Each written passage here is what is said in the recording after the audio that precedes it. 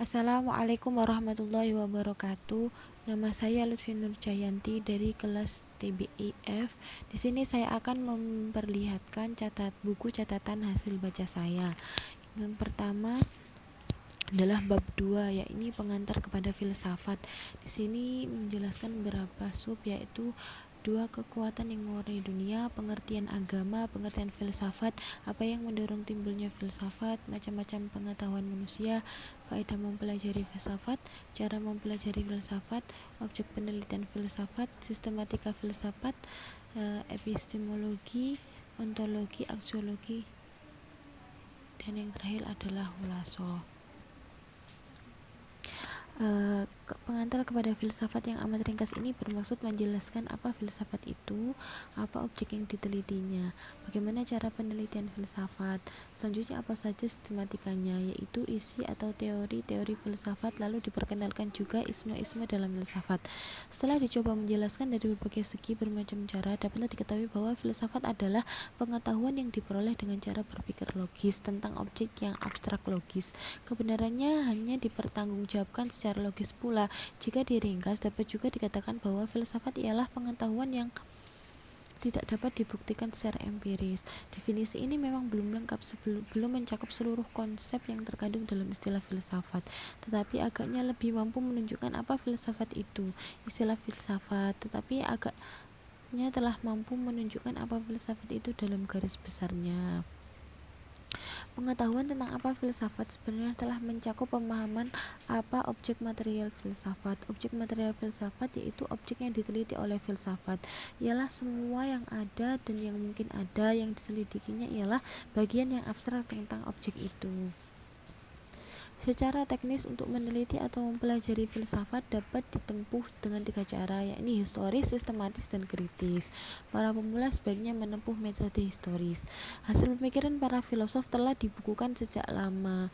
Pemikirannya itu tidak dapat digolongkan ke dalam 3 bagian besar, yaitu mengenai cara memperoleh pengetahuan atau disebut teori pengetahuan, mengenai hakikat, ini yang disebut teori hakikat, dan mengenai kegunaan, ini yang disebut dengan teori nilai. Jadi sistematika filsafat itu adalah teori pengetahuan, teori hakikat, dan teori nilai. Masing-masing dibagi, dan teori hakikat mengandung banyak sekali cabang filsafat. Di dalam cabang-cabang itu muncul isme-isme. Ini wajar sekali, filsafat adalah hasil pemikiran yang berupa sistem. Sistem itu mempunyai karakteristik yang tersendiri.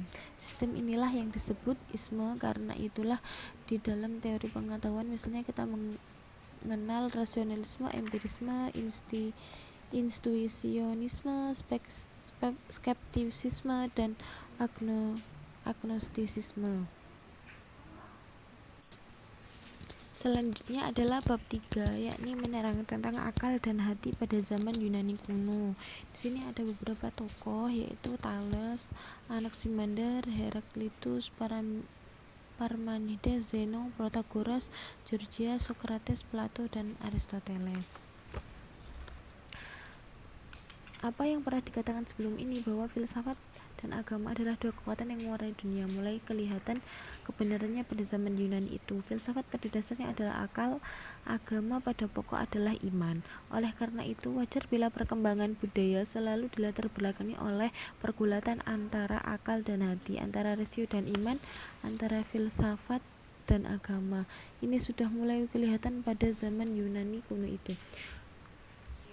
Pada tahap permulaannya, itu pada Thales dan beberapa kawannya, akal mulai menonjol dominasinya, tetapi iman masih kelihatan memainkan peranannya. Filsafat Thales misalnya belum murni akliyah. Di dalam argumennya, kita masih dapat melihat adanya pengaruh kepercayaan pada mitos Yunani. Mitos adalah agama,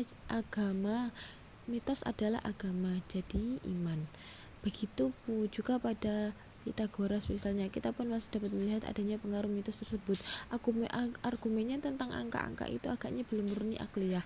Ordonya yang pantang beberapa jenis makanan jelas merupakan indikator bahwa ia masih dipengaruhi oleh kepercayaan dalam berfilsafat. Jika diambil pukul rata, agaknya dapat dikatakan bahwa pada saat bertolaknya akal dan hati, rasio dan iman, filsafat dan agama sama-sama memegang dominasi dalam kehidupan. Pada zaman Sofis, keadaan banyak berubah. Pada zaman ini, akal dapat dikatakan menang mutlak. Manusia adalah ukuran kebenaran. Juga semuanya kebenaran itu relatif. Yang membuat ciri filsafat sofisme jelas merupakan pertanda bahwa akal sudah menang mutlak terhadap iman. Lalu, apa akibatnya? Kekacauan, yaitu kekacauan kebenaran. Tidak adanya ukuran yang dapat berlaku umum tentang kebenaran jelas merupakan penyebab kekacauan itu. Akibatnya selanjutnya ialah semua teori sains diragukan, semua akidah dan kaidah agama dicurigai. Ini sudah cukup untuk dijadikan bukti bahwa manusia pada zaman itu telah hidup tanpa pegangan.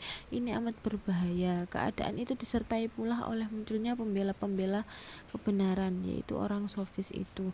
Mereka mengajar menjadi guru terutama bagi pemuda dalam filsafat. Mereka menjadi filosof dan menjadi hakim. Bayangkan apa yang akan terjadi lebih lanjut. Kekacauan meluas, maka tampillah sang pembela kebenaran, yaitu Sokrates, sang guru.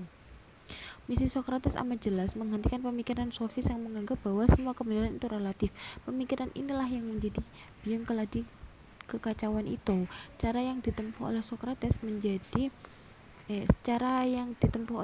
mudah ditebak, yaitu meyakinkan orang Athena, terutama pada filosof dan hakim sofis, bahwa tidak semua kebenaran itu relatif. Ada kebenaran yang umum, yaitu kebenaran yang dapat diterima oleh semua orang.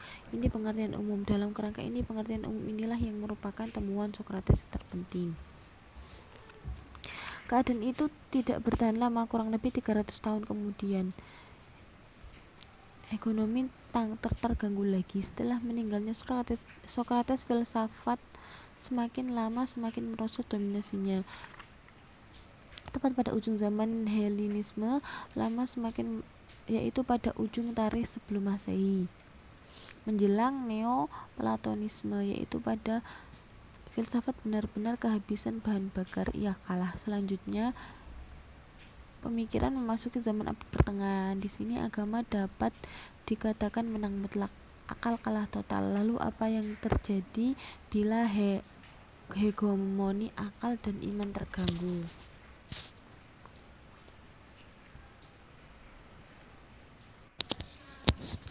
Dan yang selanjutnya adalah akal dan hati pada abad pertengahan.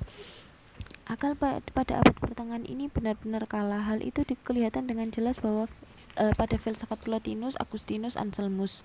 Pada Aquinas, pengarahan terhadap akal muncul kembali, dan karena itu filsafatnya banyak mendapat kritik.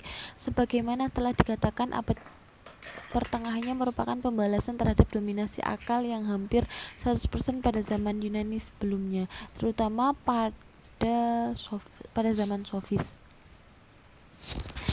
Augustinus mengganti akal dengan iman. Potensi manusia yang diakui pada zaman Yunani diganti dengan kuasa Allah.